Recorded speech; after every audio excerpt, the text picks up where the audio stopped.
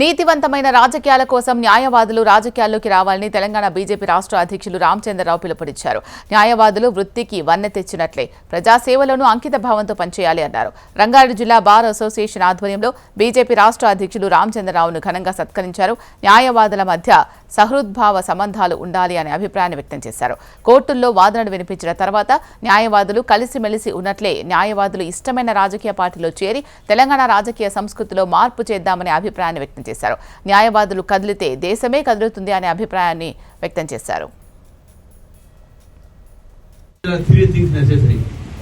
One is hard work, and there is no replacement of hard work for success. There is no substitute for it. Second, very honesty towards your court and clients. Honesty undali man courts and clients. Third, little bit luck. దేవుడు కూడా మన మీద కనుగొలించాలి. You are a successful advocate. మీరు పెద్ద కష్టపడాల్సిన అవసరం ఉంది. First ఇది ఓన్లీ హార్డ్ వర్క్. కాబట్టి మళ్ళీ తరచుగా వస్తాను, ఇష్యూస్ మీద మాట్లాడతాను.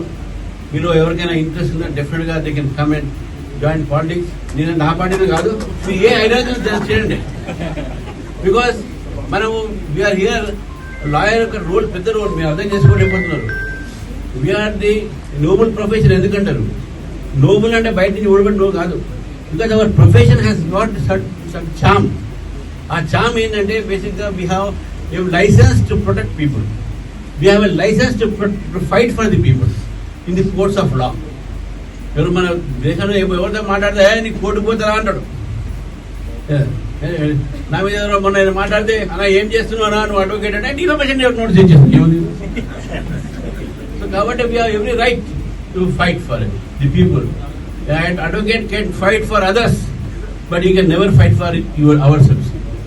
ఏ అడ్వకేట్ అయినా మన కొడితే ఎవరు రారు, మనమే వస్తున్నాం.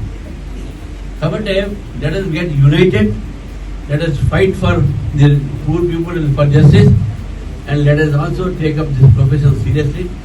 చాలా మంది యంగ్స్టర్స్ ఉన్నారు, వాళ్ళందరికీ మరొకసారి ఇంతమంది ఈ సమయంలో ఇక్కడ ఉన్నారు, అందరు కూడా పేరు ధన్యవాదాలు తెలుపుతూ